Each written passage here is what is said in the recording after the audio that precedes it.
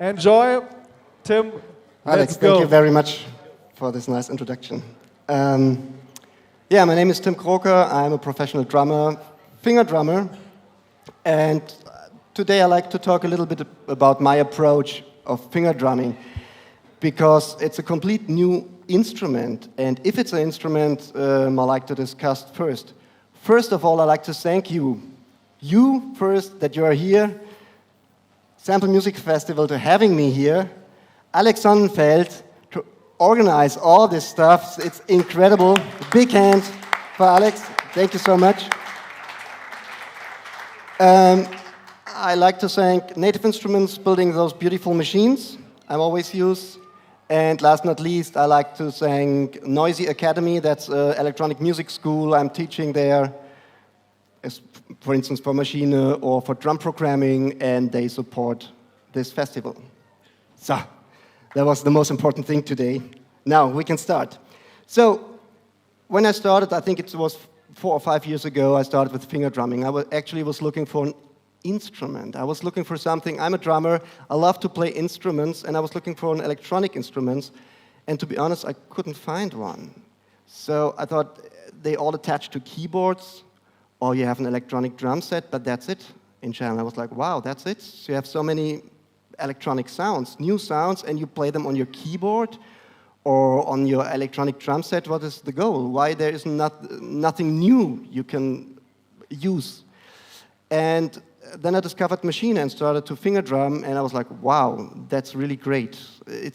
For me, it's something completely new, and I don't even try to attach some pedals or something, because then I just start to play my licks and tricks from the drum set, and I really try to create something new. I try to go somewhere different.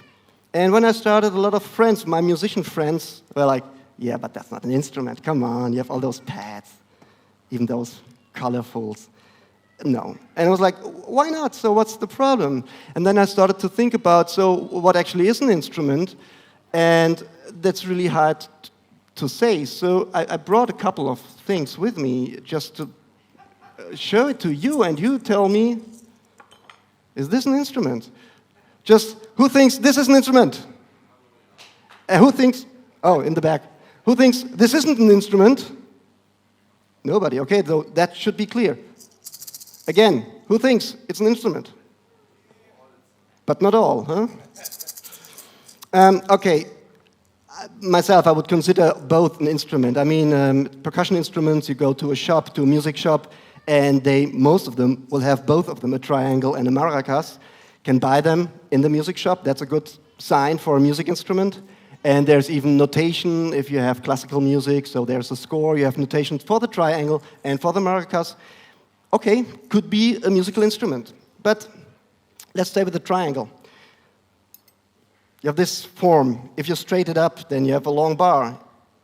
Is it then still an instrument? So is it the form that makes it an instrument? If you have this bar and change the material, it's metal, and let's say you have wood, then you have something like this. Is this an instrument? I mean, yeah, it's a drumstick. It's part of an instrument, but is the drumstick as well, is that an instrument, or I don't know.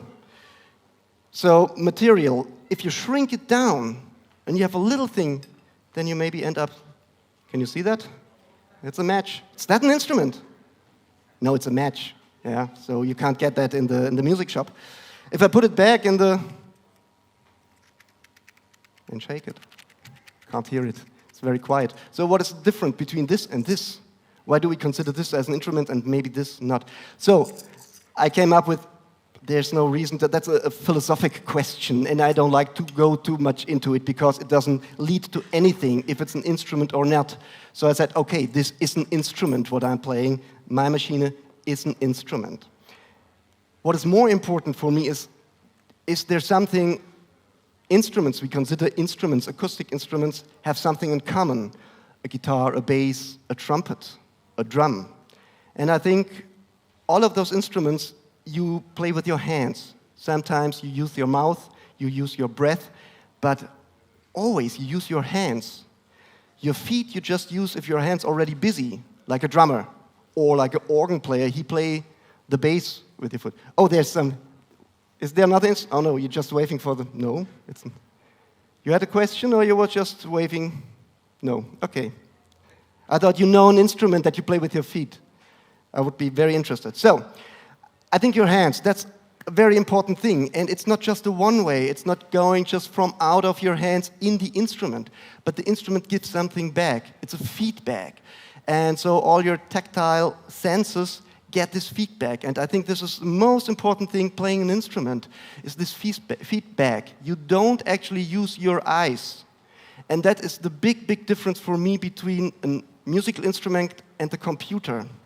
And for instance, the iPad, as much as I love my iPad, I think it's not really good to be a musical instrument because you have no feedback at all. You don't know where to touch. You always have to look and don't get anything back. And here it's a little different because I can feel where I am, and I even can play without looking at it. Imagine a guitar player. Have you seen guitar players on stage, let's say professional guitar players? Looking here, you know. You just play, you know what you do. You rehearse so much, you know where it is, and it's so important. So the same, I think, I can say for a pad controller, instead of having just something on your iPad. Yeah, the surface, you don't get anything back. So, discovered this, I was quite happy. The next thing I like to find out, I didn't do it yet, is like if it has to vibrate or if this gives me anything back, because all instruments we know are vibrating in a way. Maybe you recognize it or not, but they do. So I like to attach some speakers on this that it starts to vibrate, and I like to see how it feels if it makes something better. I hope I can tell you next year when we hopefully see again. All right, so next thing is, I thought there's a camera. Is there a camera? Alex? It's a pity because you can't see it. All right, I do it like this. I have my pads, and you can assign all kinds of sounds on your pads. Doesn't matter. Could be drums, could be a trumpet sound, could be whatever you want. How can I assign those sounds, and what is the goal? What I have here, because I'm a drummer, of course I start with drums. If you're a piano player, maybe you'll start with piano, I don't know. So, I have single sounds. A bass drum, snare drum, hi-hat. And I already can start to play with those three things. I can even start easier. So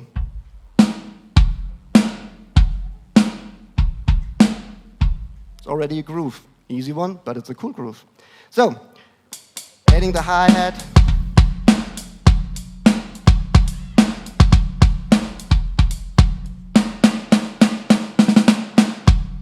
I can play grooves. I can play exactly the same I can play on the drums. Have toms. And with a little bit of practice, I tried to find my way and created a little drum solo. And I added some kicks. This one I just use at the end. Those are important. All right. For me, I like to check the sound. Yeah, I think that's it. Okay? Yeah. Okay, now you can see what I do. Let's see.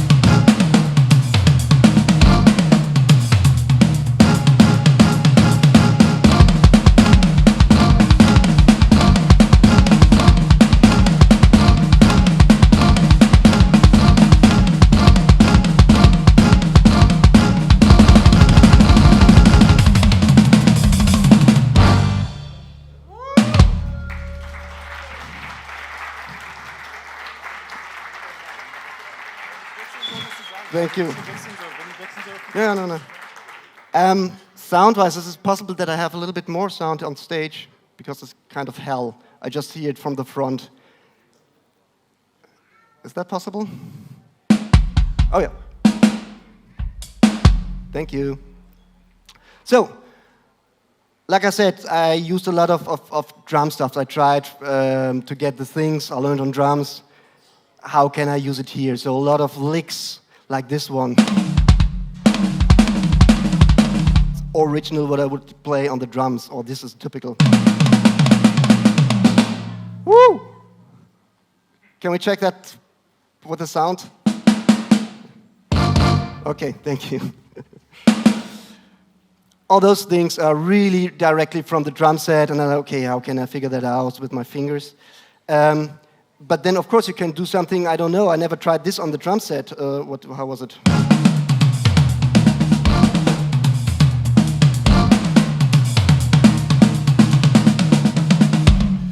So I use all my finger, it's just handy for the machine. I think it will give me a hard time on my drum set. I should figure that out.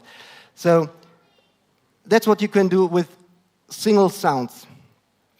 A completely different thing is, oops, where are you? Sorry. Yeah. A completely different thing is to work with loops or samples. And that actually started already in the 40s and 50s of the last century, when people started to use pre-recorded material and work with this stuff. So especially Pierre Schaeffer, he invented something called musique concrète. So for us today, it's more like loop and it's samples and it's from the 80s. No, it goes way further. And at that time, in the 40s, 50s, what they did, they cut tape and glued it together and created something new that didn't exist before. But that was more like a technique you had to do in the studio. You created something, and then you had your tape, and then you played your tape, and that was it. Today, what we even can do is like, we can create it on the fly. And what I did, I found 2 weeks ago, I was sitting in a cafe, and then there was playing this music. So, again, anybody know this? It's just one.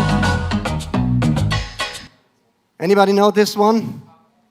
It's from the 80s, I think. Didn't like the song, but when I heard it 2 weeks ago, I was like, wow, that's not too bad, those 80s drum sounds. It's Tina Turner, typical male. Anyway, so today it's easy. So you go to the internet, like typical male, Tina Turner, bloop, it pops up, you sample it, and you have it. So what I do with this one bar phrase, I just cut it in 16 pieces.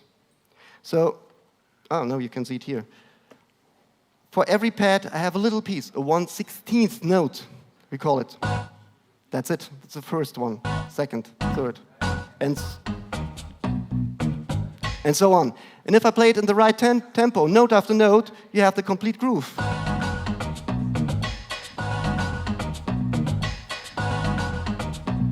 The cool thing is, I have influence on the groove. It's not like this always, but I can build little loops on the fly.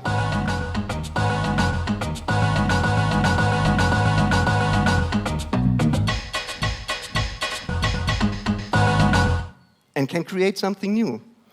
I did exactly the same with the drum groove.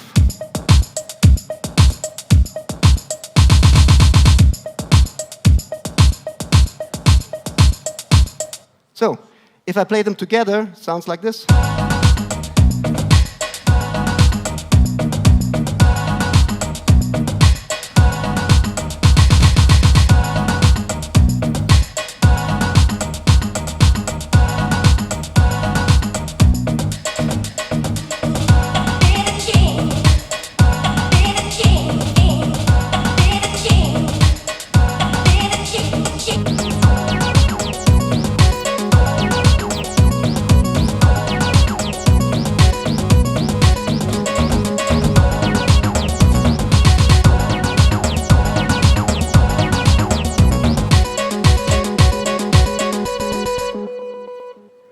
So, again, it's always kind of the same. I have my, thank you. I have my different loops and just layer them on top of each other. Like I said, I started with my Tina Turner. And then I have the drums. And then I have this guy. So, of course, I would not use it for like to do a record or something. Yeah, should not do that. But I created a keyboard melody as well. You can take the other things out. And the bass. Bringing the drums back.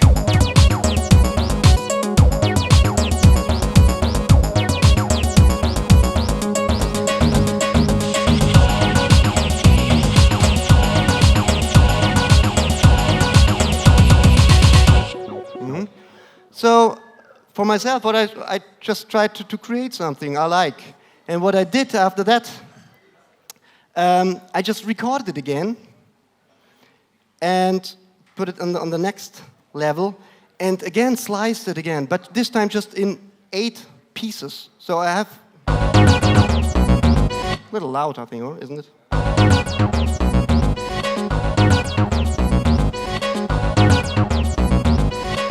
So that's what I created, and now I have, with my right hand, space to play something. Maybe you have to go to the other side, it's easier, and I have to make a little bit space. Or I have to turn it around. So here I have space with my right hand to play drums. Oops.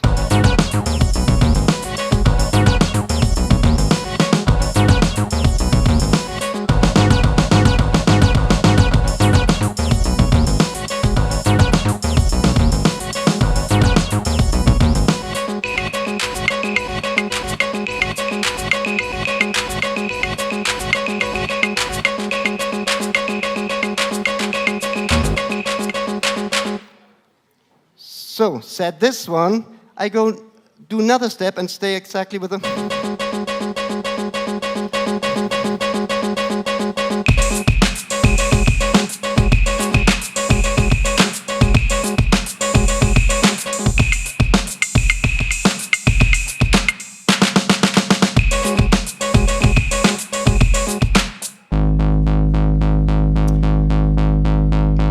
So now, from my last session, what I prepared, I just have this one left, and I think nobody will remember that this one is Tina Turner. You didn't even recognize the whole bar, so there are small chances that you get catched because you're using a sample.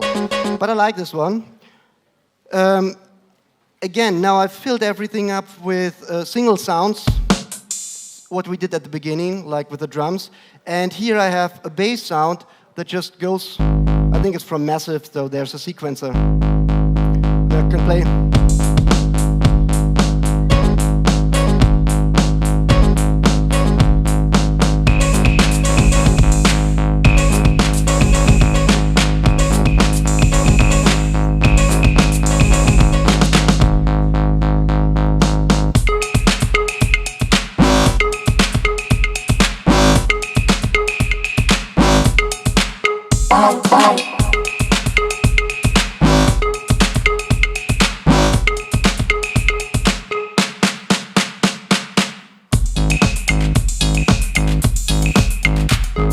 Oh, that was much too loud.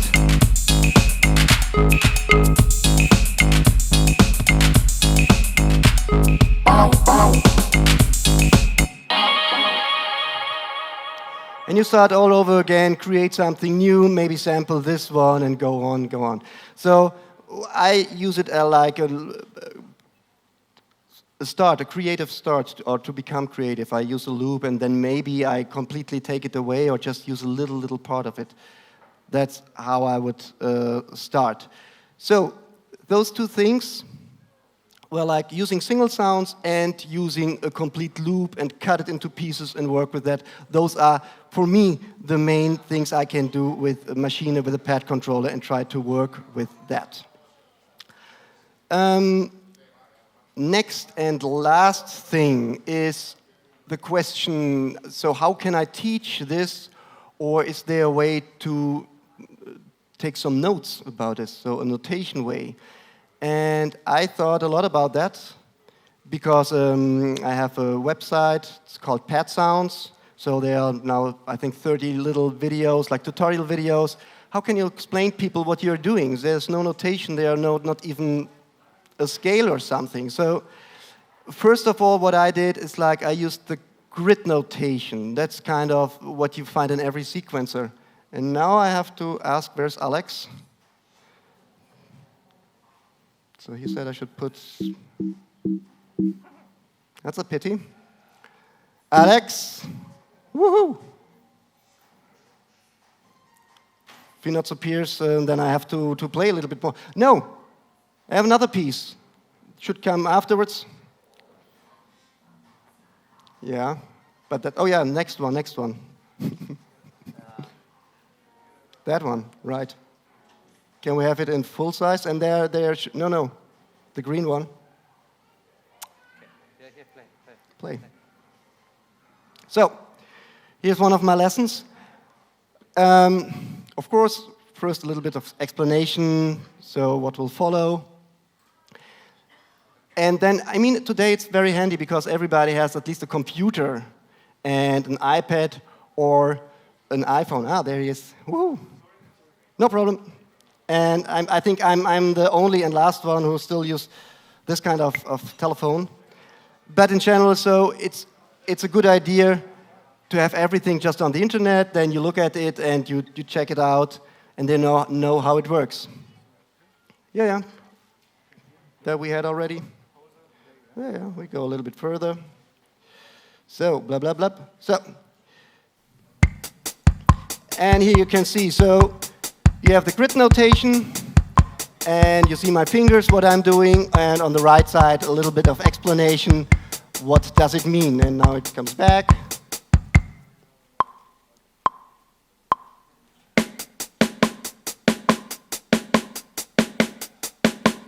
All right.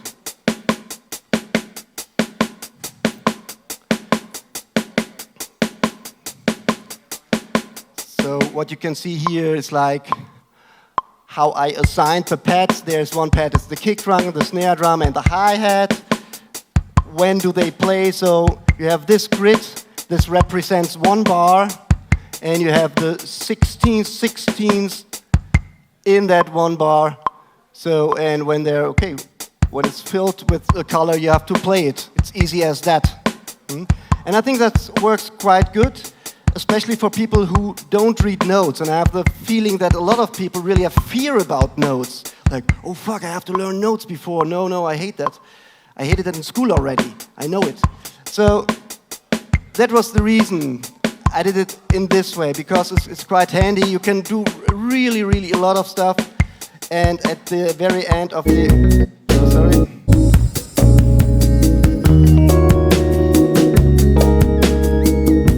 And at the very end of the exercise, you have all the notes or all the grid modes that are into that tutorial. So even you could print it out and play it without your computer.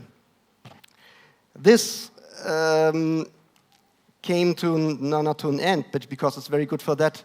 But if you have something more complicated, then it's a little hard. I play another thing, and then we try my first attempt to write it down in this kind of way, and then I had to figure out something different. So the piece is like 2 minutes. It's not too long to write it down, but it's hell of a work. And it goes like this.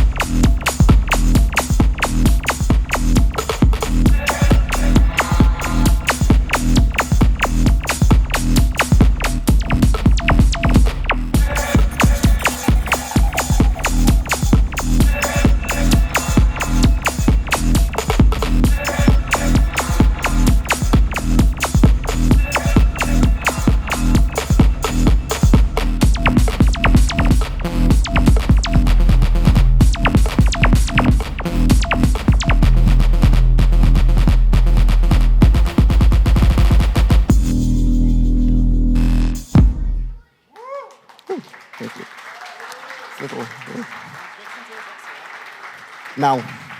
Yeah, please. Thank you. Okay, that was not too long, so it should be possible to write it down in a way. So I tried to write it down in the grid mode. The thing is, I used all the 16 pads, and I have no idea how many bars it is, but it's, yeah, like I said, it's 2 minutes. No, the next one, please. Thank you. So, this is just the first 4 bars. I think you see, you can't even say how many bars it is, because it's a little tricky.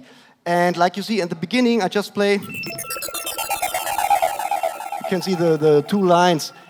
It's a waste of space, because nothing happens on the other pads. So I have my 16 pads, and you see the timeline in this direction. And then, yeah, figure out which one is the pad you have to play where you are. It already was hell to write it down this way. So I thought, okay, no, this does not work. I have to find a different solution. And I tried to, I came up with an idea. It's like, I thought, okay, it would be great to have notes again, because a couple of people know already notes. I don't like to invent everything new. Sorry, can we? Can we? Thank you. And I thought, okay, do I use chromatic, or I was not sure, but this is kind of tricky. The thing I like to use it is because it's already there. So you have a computer with a notation program, you can write it down, everything. And if you have a piece of paper, you can write it down. So it's quite handy to use what is already there. Now I came up with an idea to use, those are my 16 pads, and to have, I don't know how good you are with notes, C, D, E, F, F sharp, G, A, B.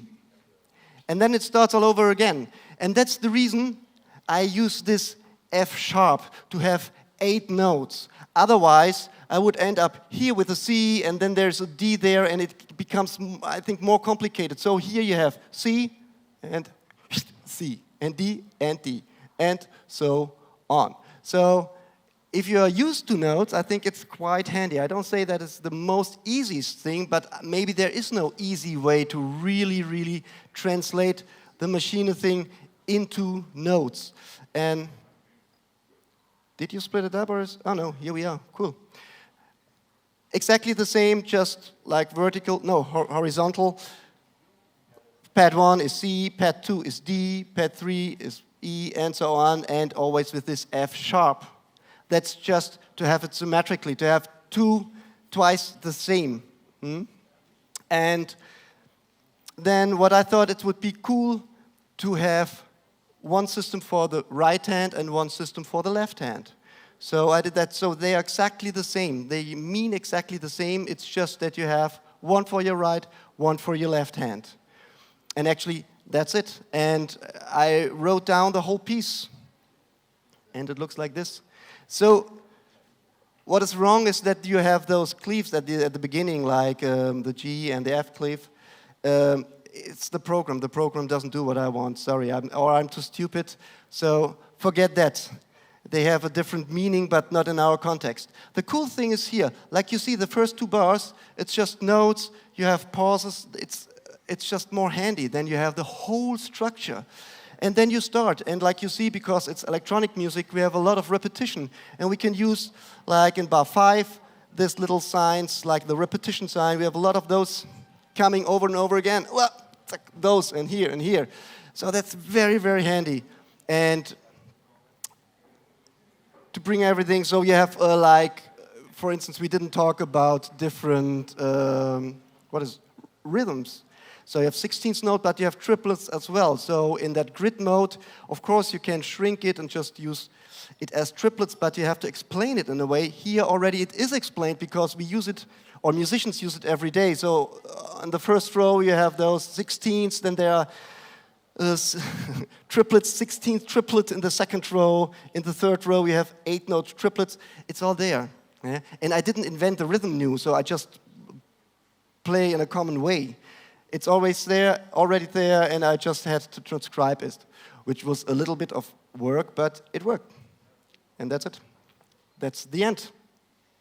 So actually, so it would be possible. Of course, it doesn't say anything about sounds. So I still have to tell people what kind of sounds I used, how the pads are assigned.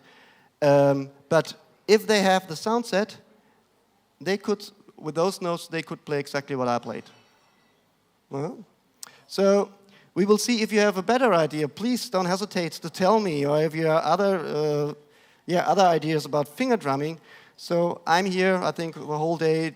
Just come, ask me questions. What I like on this festival is that really a lot of people, a lot of finger drummer we talked about, and everybody has his own approach. So it's a complete new instrument. I try it in this way because I'm a drummer. The other one do it in a complete different way. It's not good or bad. It's just different, and I love it. Yeah. So please don't hesitate. Come to me. Let me know what you're doing, and yeah, let's enjoy the rest of the day. And tomorrow I'm back, showing a little bit more of easy finger pattern together with another great finger drummer, Alex Boy. He's there in the back. He's the inventor of this great machine table. I love it already. I mean, that's a real instrument, I think. This is a real instrument. Maybe I have to ask him if he can build one for me, but I think it's too expensive. I cannot afford it. So, thank you so much. Have fun with the next. Thank you. Tim. Yeah. Give it up for Tim.